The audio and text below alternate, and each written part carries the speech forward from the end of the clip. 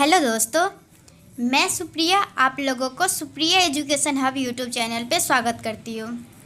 आज के video lecture में क्या होने वाला है, देखिए आज के वीडियो लेक्चर में हम लोग पूरा का पूरा थर्मोडायनेमिक्स का द एंड करने वाले हैं। थर्मोडायनेमिक्स के बारे में बहुत सारी इंपॉर्टेंट चीज़ें आज मैं आप लोगों को बताने वाली हूँ। आप लोगों के लिए ये क्लास बहुत ही इम्पोर्टेंट होगा। तो चलिए क्लास को स्टार्ट करते हैं। तो अगर सबसे पहले आप लोग थर्मोडायनेमिक्स के बारे में पढ़ते हैं तो आप लोगों को इसका मतलब समझना होगा। देखिए मैं समझाती हूँ आप लोगों को आराम आराम से। ओके, तो देखिए क्या हम लोग पढ़ रहे हैं थर्मोडायनेमिक्स। तो थर्मो मतलब क्या होता है, थर्मो मतलब आप लोग का होता है हीट, और डायनेमिक्स मतलब होता है आप लोग का इन मोशन। मतलब थर्मोडायनेमिक्स में हम लोग पढ़ते हैं क्या है, तो थर्मोडायनेमिक्स में हम लोग पढ़ते हैं हीट इन मोशन। ओके, तो एग्जाम में आता है और देखिए इसी सभी क्वेश्चन को आप लोगों को एग्जाम में थोड़ा सा क्रिटिकल करके पूछेगा, तो आप लोग थोड़ा समझिएगा। सबसे पहले ये थर्मोडायनेमिक्स क्या होता है समझ गए। थर्मो मतलब आप लोगों का होता है हीट, और डायनेमिक्स मतलब होता है आप लोगों का इन मोशन। मतलब ऐसे हीट जो मोशन में रहता है ना, हीट का मोशन के बारे में जिसमें स्टडी करते हैं वो आप लोगों का होता है थर्मोडायनेमिक्स। देखिए, और सिस्टम और सराउंडिंग के बारे में अच्छे से समझ लीजिए। सिस्टम और सराउंडिंग को दोनों को ले ऐड कीजिएगा तो पूरा यूनिवर्स आ जाएगा। और सिस्टम हम लोग बोलेंगे किसको, तो देखिए सिस्टम हम लोग बोलते हैं जो जिसको हम लोग मतलब कि इन्वेस्टिगेशन करते हैं ना, वो आप लोगों का होता है सिस्टम। देखिए जैसे मैं आप लोग को एक एग्जांपल देती हूँ। अगर आप लोग अभी कहीं पे बैठे हुए हैं और आप लोग किसी एक को फोकस कर रहे हैं, ओके, और उसको आप लोग देख रहे हैं, ओके, तो आप लोग जिसको देख रहे हैं अभी, मतलब कि अगर बोर्ड पे देख रहे हैं, जैसे मेरे क्लास को ही देख रहे हैं, तो आप लोग का पूरा फोकस मेरे क्लास पे है, तो आप लोग पूरे क्लास को देख रहे हैं ना, सिर्फ पूरे जो क्लास चल रहा है उसको देख रहे हैं, तो वो आप लोगों का सिस्टम हो गया। और सिस्टम को छोड़ के जो बाकी जो बच गया ना, वो आप लोगों का सराउंडिंग हो गया। ओके, समझ में आया। आई थिंक समझ गए होंगे। देखिए जिसको आप लोग किसी को एक को देख रहे हैं, और जिसको देख रहे हैं वो आप लोग का सिस्टम हो गया, और जिसको आप लोग देख रहे हैं उसको छोड़ के बाकी जो भी बच गया वो आप लोग का सराउंडिंग हो गया। देखिए जिसको आप लोग इन्वेस्टिगेशन में ले रहे हैं वो सिस्टम है, एक्सेप्ट सिस्टम को छोड़ के जो भी बच गया वो आप लोग का सराउंडिंग है, और दोनों को ऐड कर दीजिएगा तो पूरा यूनिवर्स आ जाएगा। तो आप लोग को पता होना चाहिए, अगर एग्जाम में पूछ दिया जाए सिस्टम क्या होता है, सराउंडिंग क्या होता है, तो फिर आप लोग को कंफ्यूज नहीं होना है। तो सिस्टम क्या होता है, जो स्मॉल पार्ट होता है जिसमें आप लोग इंटरेस्टेड होते हैं, जिस पार्ट में आप लोग कैलकुलेशन करते हैं, वही छोटा सा पार्ट जो होता है वो आप लोग का सिस्टम होता है, और बाकी जो बच गया सिस्टम को छोड़ के वो आप लोग का सराउंडिंग हो जाता है, और दोनों का ऐड कर दीजिएगा तो वो आप लोग का यूनिवर्स हो जाता है। इस तरीके से मैं आप लोग को बहुत सारे कंसेप्ट क्लियर कर चुकी हूँ, आप लोग को पता भी नहीं चला। ओके, तो चलिए अब हम लोग देखेंगे नेक्स्ट। देखिए अब हम लोग क्या देखेंगे, अब हम लोग देखेंगे there is the boundary between system and surrounding. देखिए सिस्टम और सराउंडिंग के बीच कुछ बाउंड्री होता है, कुछ बाउंड्री रियल होता है, कुछ बाउंड्री इमेजिनरी होता है, कुछ बाउंड्री आप लोग का रिजिड होता है, और कुछ बाउंड्री आप लोग का फ्लेक्सिबल होता है, कुछ बाउंड्री आप लोग का डायाथर्मिक होता है, कुछ बाउंड्री आप लोग का एडियाबैटिक होता है। तो सभी क्या क्या होता है, ये रियल क्या होता है आप लोग को पता ही होगा, इमेजिनरी क्या होता है पता होगा, रिजिड क्या होता है पता होगा, फ्लेक्सिबल क्या होगा पता होगा, लेकिन ये दोनों आप लोग को पता नहीं होगा, डायाथर्मिक और एडियाबैटिक क्या होता है। तो चलिए इसको भी बता ही देते हैं।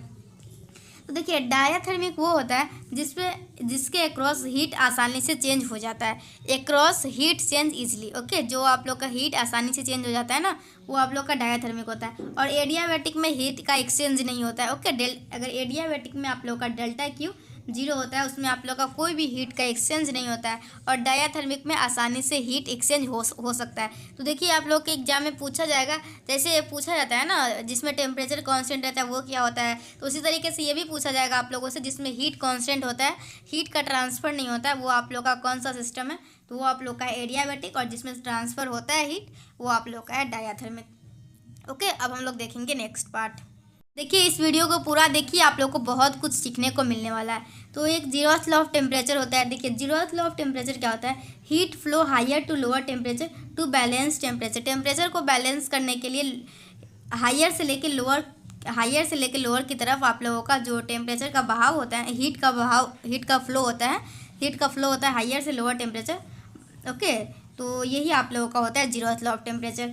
एग्जाम में ये पूछा गया था, फिजिक्स ऑनर्स के एग्जाम में पूछा गया था, zeroth law of temperature, zeroth law जो है वो किस से रिलेटेड है, तो ये आप लोगों का उसका आंसर टेम्परेचर होता है। ओके, जीरोथ लॉ जो है वो टेम्परेचर के बारे में कुछ रिलेटेड है। ओके, इससे आप लोग का टेम्परेचर का डिफिनीसन भी इसी से बनता है, जीरोथ लॉ ऑफ टेम्परेचर से। ओके, उसके बाद आप लोगों का क्या है एडियाबैटिक। एडियाबैटिक में पहले ही बता दी, एडियाबैटिक क्या पहले बताई मैं, जिसमें एक्रॉस मतलब कि हीट का फ्लो नहीं होता है। Okay, across heat can not flow, मतलब डेल्टा क्यू इक्वल टू 0 होता है। ओके, देखिए अभी तक मैं आप लोग को बहुत कुछ बता दी हुई हूँ। थर्मोडायनेमिक्स क्या होता है, सिस्टम बता दी, सराउंडिंग बता दी, यूनिवर्स बता दी, डायाथर्मिक बता दी, एडियाबेटिक बता दी। अब हम लोग नेक्स्ट देखेंगे। देखिए अब क्या है, अब हम लोग देखेंगे टाइप्स ऑफ सिस्टम। चलिए देखिए टाइप्स ऑफ सिस्टम कौन कौन सा है। तो आप लोगों का 3 टाइप का सिस्टम होता है। एक होता है ओपन सिस्टम, एक होता है क्लोज सिस्टम, एक होता है आइसोलेटेड सिस्टम। ओके, ये सभी आप लोग के मॉडल पेपर में पूछा गया हुआ है, तो आप लोग समझ लीजिए इसको। ये ओपन सिस्टम है, ये क्लोज सिस्टम है, ये आइसोलेटेड सिस्टम है। तो देखिए ओपन सिस्टम क्या होता है। ओपन सिस्टम वो होता है जिसमें आप लोग मास भी एक्सचेंज होता है और एनर्जी भी एक्सचेंज होता है। जिसमें आप लोगों का मास भी एक्सचेंज हो और एनर्जी भी एक्सचेंज हो, वो आप लोगों का हो जाता है ओपन सिस्टम। ओके, अब हम लोग ओपन सिस्टम देख लिए। तो ओपन सिस्टम में क्या होता है, ओपन सिस्टम में मास भी एक्सचेंज होता है और एनर्जी भी एक्सचेंज होता है। अब हम लोग देखेंगे क्लोज सिस्टम और आइसोलेटेड सिस्टम। तो देखिए क्लोज सिस्टम में क्या होता है, ये आप लोगों का एग्जाम्पल दिया गया हुआ है वही ओपन सिस्टम का। यहाँ पे एक इमेजिनरी बाउंड्री है, इसमें मास भी एक्सचेंज होता है और ये आप लोग का कंडक्टिंग है, डायाथर्मिक है, मतलब आप लोग को हीट जो है वो एक्सचेंज हो सकता है। और ये आप लोग का रियल बाउंड्री है। कौन क्या क्या है वो अब बताया गया है। रियल बाउंड्री ये है, ये इसमें यहाँ पे जो है वो इमेजिनरी बाउंड्री है। ये आप लोग का जो वेसल है वो ओपन वेसल है। ओपन वेसल है मतलब मास एक्सचेंज करेगा। ओपन वेसल है तो मास एक्सचेंज होगा ही, मास एक्सचेंज होगा क्योंकि ये ओपन वेसल है। और ये कंडक्टिंग है, डायाथर्मिक है, तो आप लोग का एनर्जी भी एक्सचेंज होगा। तो मास एक्सचेंज हो और एनर्जी भी एक्सचेंज हो, दोनों के दोनों एक्सचेंज हो, तो उसको हम लोग बोलते हैं ओपन वेसल। तो मैं आप लोगों को ओपन वेसल, हम लोग कौन सिस्टम पर रहते, ओपन सिस्टम ना, यस, इसको हम लोग बोलते हैं ओपन सिस्टम। अब देखिए नेक्स्ट क्या है आप लोगों का, नेक्स्ट है आप लोग का क्लोज सिस्टम। क्लोज सिस्टम में क्या होता है, क्लोज सिस्टम में आप लोग का मास एक्सचेंज नहीं हो सकता, एनर्जी एक्सचेंज हो सकता है। अगर मास एक्सचेंज नहीं हो सकता बोल रहे हैं हम लोग, तो इसका क्या मतलब हुआ, अगर हम लोग जरूर कोई एक ऐसा वेसल होगा जो ये बंद होगा, तभी तो आप लोग का मास एक्सचेंज नहीं हो सकता। ओके, तो इस टाइप का आप लोग का वेसल होगा जिसमें आप लोगों का ये बंद होगा, जिसकी वजह से ये मास एक्सचेंज नहीं हो रहा होगा। और ये जो क्या बोलते हैं इसका बाउंड्री जो है वो आप लोग का कंडक्टिंग या फिर डायाथर्मिक होगा। डायाथर्मिक मतलब आप लोग हीट एनर्जी आसानी से एक्सचेंज हो सकता है। तो क्लोज सिस्टम क्या होगा, क्लोज सिस्टम वो होता है जिसमें मास एक्सचेंज नहीं होता है। ओके, तो आप लोग क्लोज्ड वेसल ले लीजिएगा और एनर्जी एक्सचेंज हो सकता है क्योंकि आप लोग इसमें कंडक्टिंग या डायाथर्मिक ले लीजिएगा। ओके, तो आप लोग ओपन सिस्टम समझ चुके हैं, क्लोज सिस्टम समझ चुके हैं। ओपन सिस्टम में आप लोग का मास भी एक्सचेंज होता है और एनर्जी भी एक्सचेंज होता है। और क्लोज सिस्टम में आप लोगों का क्या होता है, क्लोज सिस्टम में आप लोग का मास एक्सचेंज नहीं होता है, एनर्जी एक्सचेंज होता है। अब हम लोग देखिएगा नेक्स्ट। देखिए नेक्स्ट क्या आप लोगों का आइसोलेटेड सिस्टम। आइसोलेटेड सिस्टम में क्या होता है, इसमें आप लोग का ना ही मास एक्सचेंज होता है और ना ही एनर्जी एक्सचेंज होता है। क्या होता है आप लोग का आइसोलेटेड सिस्टम में, इसमें ना ही मास एक्सचेंज होता है और ना ही एनर्जी एक्सचेंज होता है। क्लोज्ड वेसल तो लेते हैं और साथ में ये एडियाबेटिक मटेरियल ले लेते हैं। तो एडियाबेटिक मटेरियल लेने की वजह से क्यू डेल्टा क्यू 0 हो जाता है। इसमें across heat can not flow. Okay, heat flow नहीं करता है और ये क्लोज्ड वेसल है तो मास एक्सचेंज होगा ही नहीं। तो आइसोलेटेड सिस्टम उसको बोलते हैं जिसमें ना ही हम लोग का मास एक्सचेंज होता है और ना ही एनर्जी एक्सचेंज होता है। तो आप लोग शॉर्ट में एक बार ये समझ लीजिए, open system, close system, isolated system. यहाँ पे मास लिख लीजिए और यहाँ पे एनर्जी लिख लीजिए। ओपन सिस्टम में दोनों एक्सचेंज होता है और क्लोज सिस्टम में, यहाँ पे क्लोज्ड है, क्लोज सिस्टम में मास एक्सचेंज नहीं होता है, एनर्जी एक्सचेंज होता है। और आइसोलेटेड सिस्टम में दोनों में से कोई एक्सचेंज नहीं होता है। तो आप लोग को इस तरीके से मैं तीनों के तीनों सिस्टम अच्छे से डिटेल में बता दी। अब हम लोग देखेंगे नेक्स्ट। देखिए आगे क्या है आप लोग का, देखिए आगे है आप लोग का एक्सटेंसिव और इंटेंसिव। तो इससे ही पूछा जाता है एग्जाम में सवाल, एक्सटेंसिव प्रॉपर्टी कौन है और इंटेंसिव प्रॉपर्टी कौन है। तो देख सकते हैं एक्सटेंसिव प्रॉपर्टी वो होता है depends upon size of system, जो सिस्टम के साइज पे डिपेंड करता है वो आप लोग का एक्सटेंसिव प्रॉपर्टी होता है। और इंटेंसिव वो होता है जो डज नॉट डिपेंड अपॉन, देख लीजिए पूरा नहीं आ रहा होगा कैमरा में, यस अब आ रहा है। तो इंटेंसिव प्रॉपर्टी क्या होता है, जो कि does not depend upon size. Okay, और एक्सटेंसिव का एग्जाम्पल देख लीजिए, mass, volume, number of moles, heat capacity, number of moles, energy, enthalpy, entropy, Gibbs energy. और इंटेंसिव का देखिए, इंटेंसिव का डेंसिटी है, रिफ्रैक्टिव इंडेक्स है, स्पेसिफिक हीट कैपेसिटी है, टेम्परेचर है, प्रेशर है, विस्कोसिटी है, मोलरिटी है, कंसंट्रेशन है, मोल फ्रैक्शन है। तो आप लोग बस डिफिनीशन समझ लीजिएगा तो आप लोग खुद बता पाइएगा। एग्जाम्पल, एक्सटेंसिव प्रॉपर्टी वो होता है जो साइज ऑफ सिस्टम पे डिपेंड करता है, और इंटेंसिव वो होता है जो सिस्टम के साइज पे डिपेंड नहीं करता है। अगर देखिए, अगर इसमें से कोई भी दो टर्म ले लीजिएगा और उसको डिवाइड कीजिएगा तो आप लोग का इंटेंसिव प्रॉपर्टी आएगा। ये एक प्रॉपर्टीज है, अगर दो एक्सटेंसिव टर्म का डिवाइड करते हैं, रेशियो लेते हैं, तो आप लोग का इंटेंसिव आता है। जैसे एक एग्जांपल देख लीजिए, नंबर ऑफ मोल्स आप लोग देख सकते हैं इसमें है। नंबर ऑफ मोल्स आप लोग का कौन सा प्रॉपर्टी है? नंबर ऑफ मोल्स आप लोग का एक्सटेंसिव प्रॉपर्टी है, और वॉल्यूम भी आप लोगों का एक्सटेंसिव प्रॉपर्टी है। अगर number of moles divided by volume, ये आप लोग का मोलरिटी हो गया। तो मोलरिटी जो होता है आप लोग का इंटेंसिव प्रॉपर्टी होता है। ओके, एक एग्जाम्पल से समझ लीजिए। देखिए, इस टाइप से क्वेश्चन पूछा जाता है आप लोग के एग्जाम में, which of the following is extensive property? कौन सा ऐसा है जो आप लोगों का एक्सटेंसिव प्रॉपर्टी है? तो देखिए, specific heat capacity, gives free energy, electromotive force, और ये है डाइलेक्ट्रिक कांस्टेंट। तो आप लोग देख सकते हैं इसमें कौन सा आप लोग का एक्सटेंसिव प्रॉपर्टी है। पहले तो आप लोग को ये समझना होगा एक्सटेंसिव प्रॉपर्टी क्या है। तो एक्सटेंसिव प्रॉपर्टी वो होता है जो depend upon size of system. देखिए, जो एनर्जी का यूनिट होता है ना, एनर्जी वाला टर्म, वो आप लोग का एक्सटेंसिव प्रॉपर्टी होता है। ऐसे इसमें देख लीजिए आप लोग, गिब्स एनर्जी जो है आप लोगों का, ये एक्सटेंसिव प्रॉपर्टी है। तो आप लोग का ऑप्शन नंबर बी जो है वो करेक्ट है। नेक्स्ट देखिए क्या है। देखिए, आप लोग कुछ स्टेट वेरिएबल, स्टेट फंक्शन और स्टेट पैरामीटर को समझ लीजिए। कौन कौन सा होता है स्टेट वेरिएबल? आप लोग का प्रेशर होता है, टेम्परेचर होता है, वॉल्यूम होता है, नंबर ऑफ मोल्स होता है, एंथैल्पी होता है, एंट्रोपी होता है, इंटरनल एनर्जी होता है, और गिब्स फ्री एनर्जी होता है। ओके, ये सभी क्या है आप लोगों के? ये सभी है आप लोगों के स्टेट वेरिएबल, स्टेट फंक्शन और स्टेट पैरामीटर। अब हम लोग नेक्स्ट देखेंगे।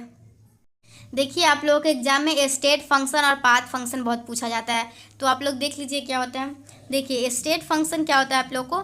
जो depends only upon initial and final condition. जो आप लोग को इनिशियल और फाइनल कंडीशन पे डिपेंड करता है ना, वो आप लोग का होता है स्टेट फंक्शन। स्टेट फंक्शन क्या होता है? जो सिर्फ और सिर्फ आप लोगों को इनिशियल और फाइनल कंडीशन पे डिपेंड करे, वो आप लोगों का होता है स्टेट फंक्शन या फिर स्टेट वेरिएबल, एक ही बात है। ओके, और पाथ फंक्शन क्या होता है? पाथ फंक्शन वो होता है जो आप लोग के पाथ पे डिपेंड करता है। देखिए, path function, heat and work जो है ना, बस यही दो पाथ फंक्शन है। तो आप लोग याद रखिएगा, अगर आप लोगों से पाथ फंक्शन पूछा जाएगा तो heat and work are path function, otherwise all are state function. Okay, तो बस ये इतना याद रखिएगा, हीट और वर्क जो है वो पाथ फंक्शन है, बाकी कोई भी आ जाएगा तो आप लोग, ऐसा नहीं है, ऐसा कोई कंसेप्ट नहीं है। कंसेप्ट तो यही है कि जो आप लोग का फाइनल और इनिशियल पे डिपेंड करे वो आप लोग का स्टेट फंक्शन हो जाएगा, या फिर स्टेट फंक्शन क्या होता है? जो सिर्फ आप लोगों को फाइनल और इनिशियल पे डिपेंड करे। और पाथ फंक्शन क्या होता है? जो पाथ पे डिपेंडेंट हो, तो जैसे हीट और वर्क एग्जाम्पल में है। ओके, नेक्स्ट देखिए क्या आप लोग का, यह है साइक्लिक प्रोसेस। साइक्लिक प्रोसेस क्या होता है आप लोग का? साइक्लिक प्रोसेस मतलब अगर यहाँ से स्टार्ट किए फिर यहीं पे है तो ये आप लोग का जीरो होता है। जैसे delta P, delta E, delta S zero होता है, लेकिन ये वर्क जीरो नहीं होता है, क्योंकि ये आप लोग का पाथ फंक्शन है ही नहीं। मतलब हीट जो है, हीट जीरो नहीं होता है, हीट जीरो नहीं होता है क्योंकि ये पाथ फंक्शन नहीं है, ये पाथ पे डिपेंड करता है। ओके, ये सब पाथ पे डिपेंड नहीं करता है, ये सब उस पर डिपेंड करता है जहाँ इनिशियल और फाइनल कंडीशन पे। तो इनिशियल में भी यही थे और फाइनल में भी यही आ गया, मतलब आप लोग कोई भी प्रेशर में चेंज नहीं हुआ, तो ये आप लोग का जीरो हो जाएगा। इस तरीके से मैं आप लोगों को बहुत कुछ समझा चुकी हूँ, स्टेट फंक्शन, पाथ फंक्शन और बहुत कुछ समझा चुकी हूँ। आप लोग वीडियो जाके पीछे करके देख लीजिएगा अगर कोई भी कंसेप्ट में किसी भी प्रकार का डाउट होगा तो।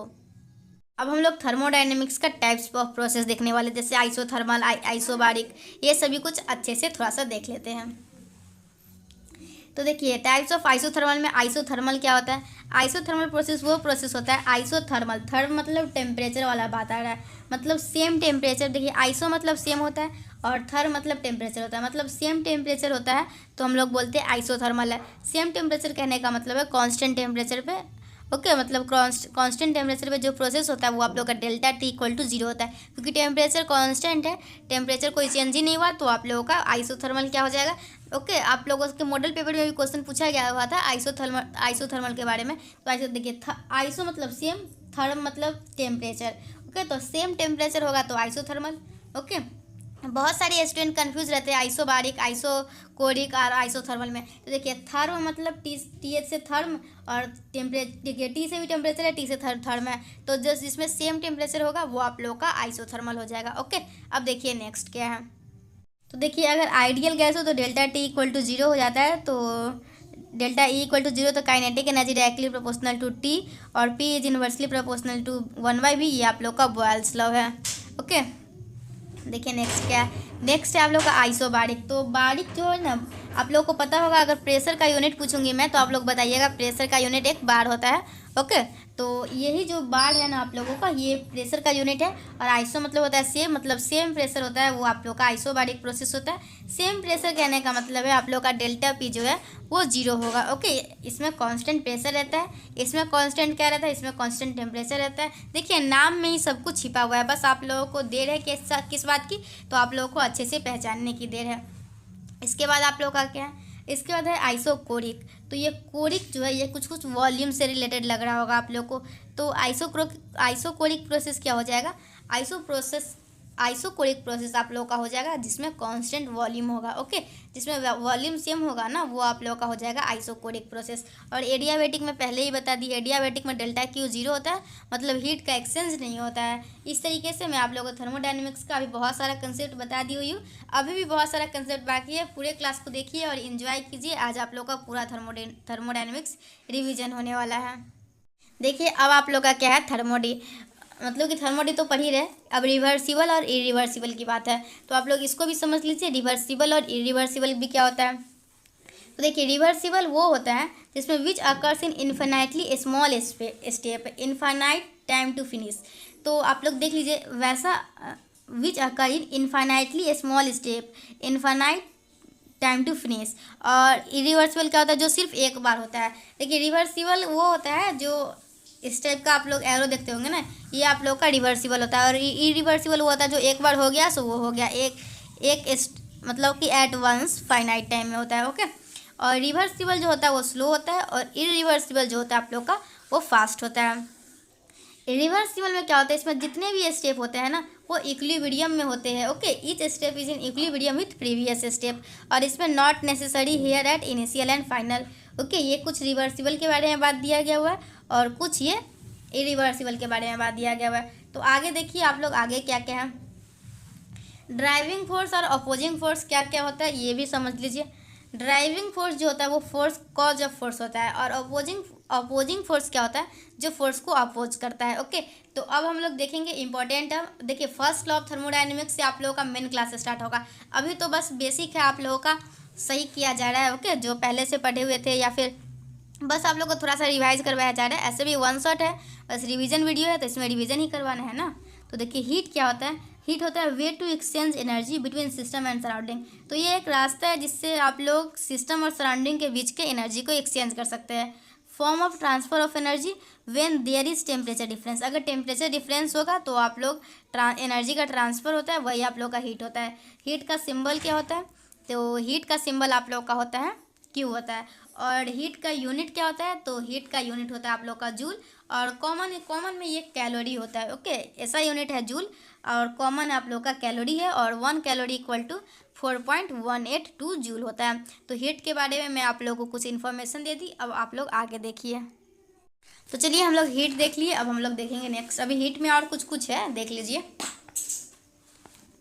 क्या है। देखिए अगर हीट जो है, हीट गिवन टू सिस्टम है, अगर हीट सिस्टम को दिया जाता है तो वो पॉजिटिव होता है, अगर हीट सिस्टम से लिया जाता है तो वो आप लोग का नेगेटिव होता है। ऐसे देखिए साइन कन्वेंशन आप लोग अपना से देख लीजिएगा, थोड़ा मुझे साइन कन्वेंशन में कन्फ्यूजन है। आप लोग एक बार अपने गूगल से या फिर कहीं और से साइन कन्वेंशन एक बार देख लीजिएगा।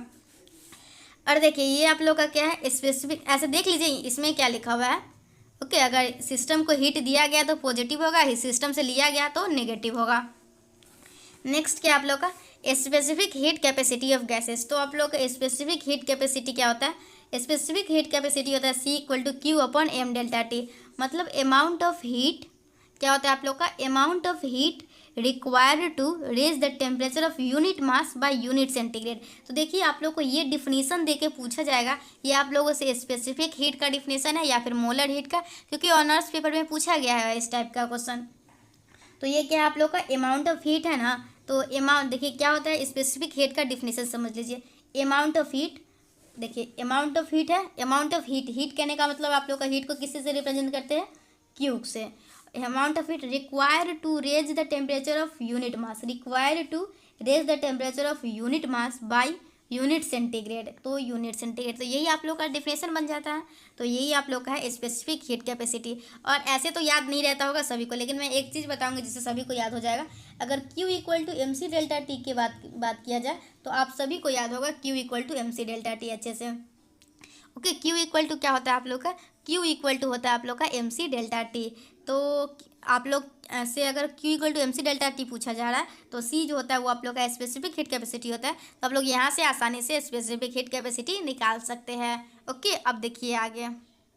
तो ये तो समझ गए। और ये C इक्वल टू 4.2 जूल पर, ये वाटर के लिए स्पेसिफिक हीट ये होता है, जो कि आप लोग को याद होना चाहिए वाटर का स्पेसिफिक हीट। क्योंकि क्वेश्चन बनाने, अगर देखिए अगर आप लोगों से मास दे दिया जाए और कितना डिग्री टेम्परेचर रेज करा ये दिया जाए और पूछा जाए आप लोगों से स्पेसिफिक हीट कैपेसिटी, तो स्पेसिफिक हीट कैपेसिटी के बारे में नहीं दिया जाएगा, बस इतना बता दिया जाएगा वो वाटर है। तो आप लोग का हीट बताना है, अमाउंट ऑफ हीट कितना होगा। तो आप लोग को जब पता होगा स्पेसिफिक हीट ऑफ वाटर 4.2 होता है, तभी तो क्वेश्चन में रख के सॉल्व कर पाइएगा। तो आप लोग ये याद रख लीजिए, स्पेसिफिक हीट ऑफ वाटर जो होता है वो 4.2 होता है।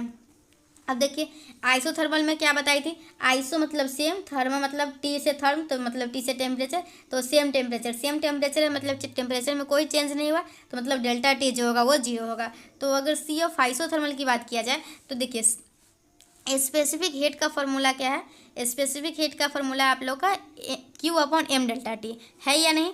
और T अगर 0 है तो मतलब Q upon 0, anything upon 0 equal to infinity. तो आप लोग का आइसोथर्मल पे स्पेसिफिक हीट कैपेसिटी जो होता है वो इनफाइनाइट होता है। ये कंसेप्ट भी मैं आप लोगों को बता दी। अगर एडियाबैटिक है तो Q ही 0 हो गया, तो Q 0 हो गया तो स्पेसिफिक कैपेसिटी भी 0 हो जाएगा। तो अगर आप लोगों से मैं पूछूं स्पेसिफिक हीट कैपेसिटी का वैल्यू कहाँ से लेके कहाँ तक लाई करता है, तो आप लोग आसानी से बता सकते हैं 0 से लेके इन्फिनिटी तक स्पेसिफिक हीट कैपेसिटी का वैल्यू लाई करता है। तो देख सकते हैं 0 से लेके इन्फिनिटी तक आप लोगों का स्पेसिफिक हीट कैपेसिटी का वैल्यू होता है। अगर बात किया जाए कांस्टेंट वॉल्यूम पे तो क्या होगा। तो कांस्टेंट वॉल्यूम पे मतलब C V equal to Q upon M delta T. तो Q जो है वो सी वी हो जाएगा। ओके, अगर कांस्टेंट टेम्परेचर पे कांस्टेंट वॉल्यूम, देखिए कांस्टेंट टेम्परेचर पे बात किया जाए तो ये होगा। कांस्टेंट वॉल्यूम पे आप लोगों का ये हो जाएगा। और क्या हो जाएगा, अगर कांस्टेंट प्रेशर पे बात किया जाए तो C P equal to Q upon M delta T हो जाएगा। ओके, तो C P equal to Q हो जाएगा। ओके, ये सभी हो गया। अब नेक्स्ट देखिए क्या आप लोग का, देखिए स्पेसिफिक हीट कैपेसिटी आप लोग पढ़ाई कर चुके हैं। अब नेक्स्ट टॉपिक देखना है। देखिए आज का क्लास आप लोगों के लिए बहुत ही इंपॉर्टेंट है, क्योंकि मैं सिर्फ और सिर्फ एक वीडियो में आप लोगों को कोशिश करूँगी थर्मोडायनेमिक्स के सभी कंसेप्ट को बताना। तो आप लोग पेशेंस रखिए और वीडियो को पूरा देखिए। तो ये आप लोग का क्या है, molar heat capacity of gases. तो हम लोग स्पेसिफिक हीट कैपेसिटी पढ़ चुके हैं, अब हम लोग पढ़ेंगे molar heat capacity of gas. तो ये क्या होता है आप लोग को, ये होता है amount of heat required to raise the temperature of 1 mole of a gas by 1 degree Celsius. दोनों में कुछ डिफरेंस समझ में आया आप लोगों को। देखिए इसमें आप लोगों से पूछा जा रहा है 1 मोल को आप लोगों को 1 डिग्री सेल्सियस पे टेम्परेचर को इंक्रीज करने के लिए जो हीट चाहिए वो चाहिए। देखिए इसमें आप लोगों से 1 मोल के बारे में बात किया जा रहा है, और स्पेसिफिक हीट कैपेसिटी में यूनिट मास की बात की जा रही थी। ओके, तो स्पेसिफिक हीट और मोलर हीट में अगर डिफरेंस तो समझ में आ ही गया होगा। इसमें 1 मोल इंक्रीज करवाने की बात हो रही है, उसमें यूनिट मास। तो देखिए molar specific heat capacity at constant volume क्या हो जाएगा, C V equal to Q upon N delta T, और कांस्टेंट प्रेशर सी पी हो जाएगा Q upon N delta T. तो ये आप लोगों का क्या है, ये आप लोगों का देखिए अगर ये जो मोलर हीट कैपेसिटी है और स्पेसिफिक हीट कैपेसिटी है, इस दोनों में रिलेशन है कुछ, तो ये रिलेशन समझ लीजिए। ये आप लोगों का क्या है, सी वी है, और ये है m times of C V small, और ये है आप लोग का C P equal to m times of C P small. तो ये दोनों आप लोग का स्पेसिफिक हीट कैपेसिटी और मोलर हीट कैपेसिटी दोनों में रिलेशन है, तो ये आप लोग को समझ लीजिए। तो देखिए मैं ये वीडियो मेरे फ़ोन का स्टोरेज फुल हो चुका है, इसलिए मैं इस वीडियो में यहीं तक रहने देती हूँ। इसका थर्मोडायनेमिक्स का ये वीडियो मैं अपलोड करके गैलरी से डिलीट करके जल्दी से जल्दी मैं आप लोग का थर्मोडायनेमिक्स का पार्ट 2 शूट करूँगी और आप लोग के लिए डाल दूँगी। मैं तो सोची थी एक ही वीडियो में पूरा कंप्लीट करूँ, लेकिन मेरे फ़ोन में स्पेस नहीं है, तो सॉरी फॉर डैट। तो आज के वीडियो में बस इतना ही। आज हम लोग पढ़े क्या क्या, थोड़ा सा रिकैप जल्दी जल्दी कर लेते हैं, बस जल्दी जल्दी दिखाए थे। आज हम लोग थर्मोडायनेमिक्स क्या होता है वो पढ़े हैं। मतलब सिस्टम जाने हैं, सराउंडिंग जाने हैं, यूनिवर्स जाने हैं। हम लोग टाइप ऑफ सराउंडिंग देखे, कौन कौन सा सराउंडिंग होता है। जीरोथ लॉ ऑफ टेम्परेचर देखे, types of system, open system, close system, isolated system देखे हैं। सभी का एग्जाम्पल देखे अच्छे से। एक्सटेंसिव प्रॉपर्टी देखे, इंटेंसिव प्रॉपर्टी देखे, और भी हम लोग स्टेट वेरिएबल, स्टेट फंक्शन देखे हैं। ओके, और हम लोग टाइप्स ऑफ थर्मोडायनेमिक्स प्रोसेस देखे, आइसोथर्मल, आइसोबारिक, आइसोकोरिक, ये सभी देखे। हीट को समझे, हीट क्या होता है, और उसके साथ साथ स्पेसिफिक हीट कैपेसिटी को भी समझे, specific heat capacity of gases को भी समझे। इसके साथ साथ हम लोग और क्या क्या समझे, इसके साथ साथ हम लोग आप लोग को मोलर हीट कैपेसिटी भी मैं समझाई हूँ। तो आज के वीडियो में इतना ही। ये हम लोगों का थर्मोडायनेमिक्स का 1 शॉट रिवीजन का पार्ट 1 था। ये वीडियो आप लोगों को कैसा लगा मुझे ज़रूर बताइएगा कमेंट सेक्शन में। आप लोग जितना जल्दी कमेंट कीजिएगा आप लोग को ये वीडियो कैसा लगा, और अगर नेक्स्ट वीडियो चाहिए होगा पार्ट 2 तो आप लोग कमेंट सेक्शन में तो बताइएगा ना। तो आप लोग के कमेंट सेक्शन में जैसे ही बताइएगा उसी समय मैं वीडियो बनाने लगूंगी और आप लोग के लिए जल्दी से जल्दी वीडियो दे दूँगी। तो चलिए, thanks for watching my video and thanks for coming Supriya education hub. Okay bye, take care, पढ़ाई करते रहिएगा। आप लोग का एग्जाम बहुत ही नज़दीक है। Thank you.